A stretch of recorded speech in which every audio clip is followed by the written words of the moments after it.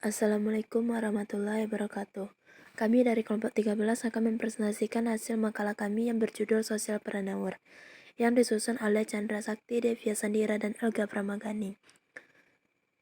Socialpreneur adalah seseorang yang mengerti permasalahan sosial dan menggunakan kemampuan entrepreneurship untuk melakukan perubahan sosial, terutama meliputi bidang kesejahteraan, pendidikan, dan kesehatan.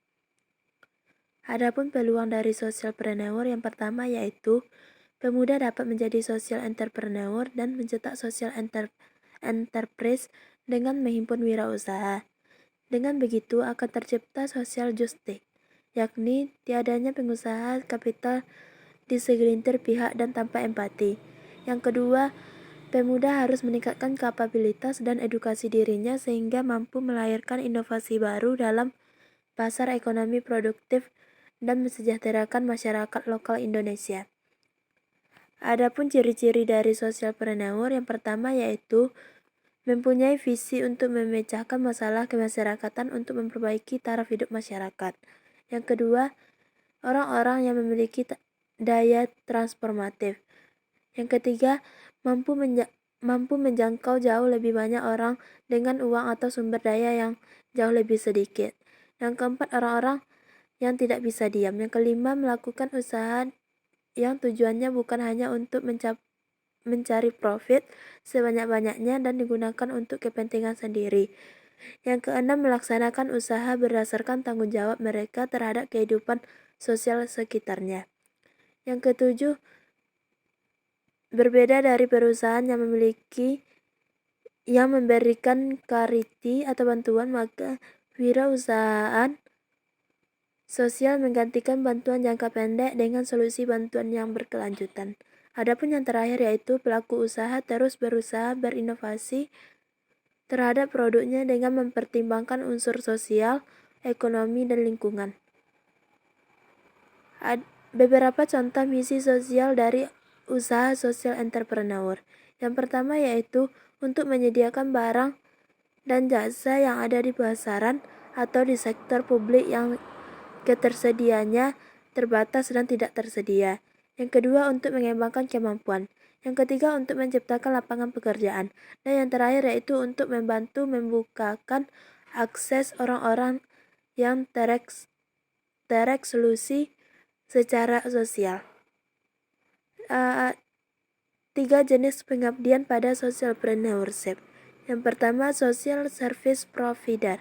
Yang kedua, social activist. Yang keempat, social entrepreneur.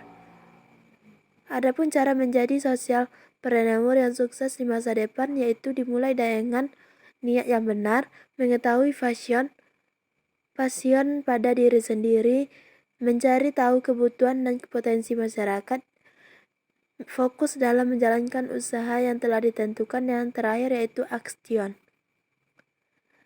Cara memotivasi generasi muda masa kini untuk menjadi socialpreneur yaitu memberikan pengetahuan lebih dahulu mengenai socialpreneur dan keuntungannya. Yang kedua yaitu menerapkan sikap peduli terhadap sesama masyarakat. Yang ketiga yaitu mengisi acara-acara seminar yang mengundang pembicara yang berlatar belakang seorang socialpreneur. Konsep pemikiran mengenai socialpreneur. Kewirausahaan yaitu kepentingan bisnis, meningkatkan jumlah masalah manajemen bisnis bermisi sosial. Adapun perbedaan socialpreneur dengan CSR yaitu bisnis sosial sedari awal sudah dimaksud untuk berbagi, sementara CSR menunggu perusahaan untung terlebih dahulu baru kemudian membaginya. Faktor-faktor penyebab kegagalan seorang wirausaha yaitu tidak ada tujuan yang tepat, serta tidak tahu apa yang diinginkan dalam hidup. Tidak mencatat tujuan, hanya di kepala, tidak di dalam kertas. Tidak ingin bertanggung jawab atas segala tindakan. Tidak ada tindakan yang efektif alias non-action. Membatasi diri dan yang terakhir yaitu malas. Cara menjadi socialpreneur yang sukses di masa depan, yaitu permasalahan yang ada di masyarakat dapat ditanggulangi dengan ide atau inovasi oleh seorang socialpreneur untuk menanggulangi masalah yang ada. Alasan-alasan mengapa socialpreneur perlu dikembangkan Indonesia. Yang pertama alasannya yaitu socialpreneur dapat mengatasi masalah kemiskinan di Indonesia. Yang kedua, yang kedua dapat meningkatkan kesempatan kerja di masyarakat. Yang ketiga menjadikan masyarakat Indonesia lebih produktif. Yang keempat menghilangkan kesenjangan sosial masyarakat. Dan yang terakhir yaitu dapat meningkatkan kesejahteraan masyarakat dalam hal kekurangan ekonomi maupun jasmani. Sekian dari hasil makalah kami. Assalamualaikum warahmatullahi wabarakatuh.